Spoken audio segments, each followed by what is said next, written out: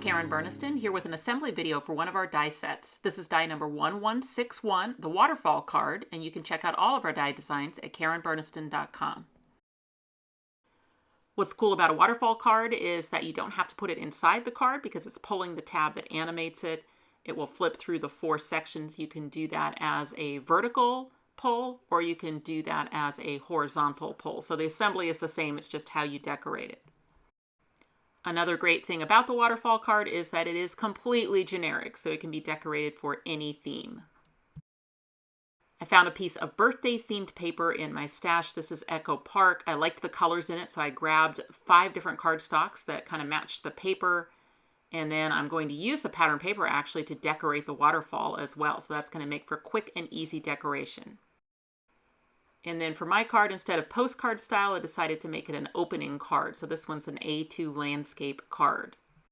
So I started with a piece of cardstock, 11 inches by 4 1/4, scored in the middle for folding. And then I added some panels of happy birthday paper I found in my stash, also from Echo Park. There are 16 individual dies in the set. The first one I'm going to use is the scoop die that will cut that little semicircle out of the side of the card and allow me to easily grab the pull tab. So I'm just figuring out where the center is and using some temporary removable tape to hold that in place, slightly overlapping the edge so I make sure that it gets all the way out to the edge on the die cut. And then I'm using my Spellbinders Platinum 6. You can use any die cutting machine that can accommodate a wafer thin die. I happen to choose some pretty thick cardstock, and then I have pattern paper on 2 of the panels, so I knew I couldn't get through all 4 layers at once, but it pressed the die down into the second layer, so then I can just put it into the groove, open up the card, and then run it back through again to complete the scoop. It is the 2 biggest dies in the set that combine to make the structure of the waterfall, so I'll cut those out of a cardstock. It actually really doesn't matter the weight on this. There's layers for this card, so it would not have to be the heaviest cardstock you have. I'll start first with the upper section of the waterfall. So there's been score lines put into the piece. There's 3 of them. I always find it's a little easier to fold a score line towards you first to get it started, but then I'm going to immediately reverse it so that I have 3 mountain folds. And the waterfall happens to be one where crisp folds are really nice. So if you have a bone folder, that's kind of a nice way to make sure that you get good crisp folds. And like I said, all 3 folds are going to go towards the back, so they're mountain folds. There are also 3 folds in the pull tab die, and those should also all be worked as mountain folds. So even if you start it as a valley because it's easier, then reverse it to be a mountain. And then on the other end, same thing. So fold towards yourself, but then immediately reverse it. And they're all going the same way. The end that has the 2 folds, so the one that makes the wider end, that's actually where you're going to pull from. So opening that back up, what I want to do is just take a strong adhesive in there. That could be a tape or a glue. I like my LINECO neutral pH adhesive in my fine tip bottle. We do sell both of those items on our website. And you're going to glue down the tapered tab, then fold it over one more time and glue it down. So you have this really nice, durable, basically triple thick area to pull from. The other end of the pull tab has a little smiley face tab. And so then that kind of sits down into that groove there, and then the smiley face tab comes over the top and glues to the first piece so that the smiley faces line up. So that just makes it really easy to remember which end gets glued and everything, just line up the smiley faces. You will not end up seeing them in the finished card. They'll be covered. So as you pull the tab, then each of those mountain folds will engage. There is a long rectangle die in the set that's meant to decorate the pull tab, and there's also a cute little script word hello. But whatever decoration that you do on the pull tab itself has to be flat, or else you can create a catch point. So if you want to use the hello on the pull tab, then I suggest that you cut it into the rectangle so that you can inlay the word hello and keep everything flat. Okay, so I glue down my rectangle to the pull tab, and then I need to empty out the hello die, keeping all the little pieces from the inside. And then the hello itself, I won't use it out of this color, although that's quite cute. I might use that for something else, but then I'm going to cut it again out of a contrasting color. I will do the purple. Now, I debated at this point as to whether I was even going to put the centers back in because it looked really cute with the teal shining through the word. So either way would be fine. But if you do want to sink the pieces back in, then you have to recover them from the first cut, and then they'll fit right down into all of those openings, and then it will be a true inlay of the word hello into that pattern paper. But then what's nice about that is that it's completely flat, so it can't create a catch point. Okay, it is just the bottom two corners of the waterfall that get connected to the card. That is it. There is no other adhesive to attach it, just those bottom two corners, and I'm just using some strong glue dots for those two corners. Then I make sure that everything is flat, get my pull tab out kind of to the end of the card so that it's centered over the scoop. And then once I have a nice straight location for my waterfall, I just press those two corners down. So one thing about interactive cards is they do get operated a lot. They're fun to operate. And so in this case with a waterfall, my favorite is not to rely just on adhesive in those corners. In fact, most of the time I don't use adhesive at all, and I just grab my stapler. So those staples will get covered up in the finished waterfall, and you just have to go through and figure out something to put on the inside of the card to cover the back of the staples. You have choices for how you decorate the end of the pull tab so that people know to pull. One way is just to use the arrow. So there's a little arrow in the set. You could just die cut that and glue that over the pull tab. Your other choice is a rectangle with an arrow-shaped hole in it. And these two pieces actually die cut the word pull into the piece, and just choose the one for the orientation of your card. So if you've got a horizontal, then you'll use this one. If you were making a vertical, you would use the other. And that's sized to just leave a little shadow around it when you glue it onto the end of the pull tab. Okay, so the base structure of the waterfall is done, and now I just need to cut some squares to be the flipping parts. So I chose 4 different brightly colored cardstocks that kind of match the pattern paper that I'm using, and with that big square die, I can actually cut through 2 layers at once. And now I have a choice to make, because I can just use the 4 squares exactly as they are on the waterfall, or if I'd like some or all of them to have decorative edges, then there are 3 little edge dies in the set that fit those squares perfectly. And I'm going to use one of each type on 3 of the squares. So just another great customization feature of this die set. So I left one of the squares whole without a decorative edge, and that's going to be the one that I'll use in the rightmost spot that will cover up those staples. So that's an optional add. If you hadn't used staples and you liked the color of your base, then you wouldn't even necessarily have to add a square in this location. But this is how you can both change the color and cover up any staples. Okay, the next one's going to go in this panel here, and if I pull the tab so that only that panel is visible, that makes it really easy to make sure that I'm getting my adhesive only between the 2 folds, and then I line up the square with the outermost fold line. So I like to open it and give it a press in the open position as well. Then I'm going to back out to the next section so that only that one little section is visible. Then I add my adhesive all over that panel, and then line up my next square with the fold line. Then I like to pull that section open and give it a press in the open position.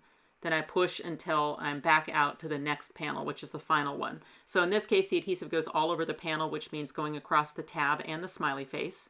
And then the final square just gets attached to that little panel. So there really is nothing difficult about creating a waterfall card, and you can see how very generic that is. The die set includes 2 decorator rectangles and 2 decorator squares. And the larger of those decorator pieces, they don't have any press dots to them, so they're plain. And then the smaller ones have a decorative press dot to them. But it's really just a matter of figuring out how much border you want and which pieces will fit the best in which spots. And I think I've pretty much decided I'm going to go down to the ones that have the decorative little press dots in them. For this card, I'm going to take full advantage of that pattern paper. There's all sorts of areas that will fit within the dies to give me some great birthday images to fill up the waterfall. Using decorative pattern paper is just one option. Of course, you could also decorate the waterfall with dies and stamps. I fussy cut this happy birthday banner, but I got a little bit too far left, and there's a corner of it that is extended over the top of my fold. And that really doesn't work so well with a waterfall because that has to tuck under when you pull it. So I'm just going to snip that little corner off. The banner overhanging the right edge is fine. It was just that left edge that has to tuck under. Now I'm going to work my way through the waterfall, adding my decorative paper panels to each set of pages. What I found worked the best was a rectangle for the left side and a square for the right side, so that the square is a little bit visible when the card is closed. So if you are a bit of a pattern paper collector like I am, you probably have some paper that has journaling cards on one side. And sometimes you buy the paper and use just one of the journaling cards, and then the rest of the imagery is just kind of sitting there. But this is a great way to use it up. So you can just take these decorator dies out of the waterfall, go in there and cut some of that imagery and sort of instantly decorate your card. The final set of panels made reference to cake, so I thought the little cupcake charms out of our birthday charm set would be perfect there. They weren't showing up great against the polka dotted paper, so I just added a little rectangle of teal as a backdrop. Sitting on my desk were 2 assembled flowers out of the flower pivot panels from when I did the assembly video, so those were perfect in the llama section, and I purposely put the purple one so that you could see it a little bit in the closed position. So my solution for the staples, instead of putting pattern paper across there, I decided to just cover it with a strip of ribbon and then bring that ribbon around to the front and tie it in a decorative bow. So adding things like a ribbon bow and maybe just a few little sprinkled in die cut images here and there, you know, it really adds some texture and dimension to the card that is mostly just based on the paper. The card is A2 sized, so it'll fit in a regular envelope, and it's really not that bulky because most of the decoration is pattern paper, but it is pretty rigid. So that's one thing about a waterfall card, is you've got all those layers of cardstock on top of each other. So in the United States, you're probably going to have to plan on putting that extra ounce stamp on it when you mail it. If you were just doing a postcard style card, you could also use the pull tab itself as a place to write the personal greeting. So where I have the inlaid hello could be the spot where you would sign the card. Now on this one, I did layer something dimensional onto the pull tab. It's a label maker strip that says "Love you, Mom." I just made sure that the strip started under the edge so that it couldn't catch when I pushed it back in. And this one is a square postcard style. The waterfall will fit on a slimline card. So here's a postcard style slimline by Lois Bach, where she's just added a whole bunch of farm imagery in each of the waterfall panels, and then an extra little scene above it. Since it's a slimline, she had plenty of room. So prior to this die set coming out, I had taught in a video how you could convert our frame pull pop-up die set into a waterfall. And some people may be wondering, okay, so what's the difference with the standalone set now versus a converted frame pull? A converted frame pull is going to make a similar sized waterfall card. It's just that with the standalone die set, the waterfall card, you don't have to do all of the scoring and hand cutting and extending and things. Plus the pull tab is wider on the waterfall card, and it does include those specialty pieces, like the pieces that say pull, the edgers to do all of the edging, different decorator pieces that don't duplicate between the two sets. So you could definitely use them mix and match if you had both sets. So the birds out of the frame pull might look lovely on the waterfall, and the cute little script hello would look great on the frame pull. So that's the way our die sets work, is they don't duplicate, they just enhance and embellish the things that came before. I love to end assembly videos by looking at some great inspiration by our very talented design team. Here's a lovely slimline sized Mother's Day card by Frances Byrne, featuring our dolled up charms and a vertical waterfall. Fran Sabad decorated this Easter-themed waterfall with our spring animals, and I just love the green and yellow color scheme. Another beautiful card by Fran Sabad, this time with a vertical waterfall featuring princesses and castles and knights and dragons, and our flower pattern plate as the background. And I did ask Fran whether or not that waterfall would catch against the flower pattern plate as she opened it, but she just said she glued it down really well and it doesn't catch. On this one, Fran decorated with our tropical scene and ocean animals and sea animals. Lois Bach made this horizontal waterfall on a slimline size and decorated it with our fast food charms. Our charm sets really are the perfect size to decorate the waterfall. We have so many choices, and Lois in this one used the new tulle charms. Kelly Booth made a pair of floral waterfall cards using the flowers out of our Flower Pivot Panels die set, and then a lot of really pretty plaid and teal colors. The waterfall card die set is available now from a lot of your favorite local and online retailers, as well as on our website, KarenBurniston.com. Thanks for watching.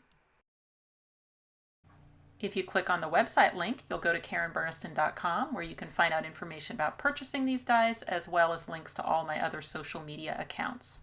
You can subscribe to this YouTube channel and check out some of my other videos. Thanks so much for watching, and I'll see you next time.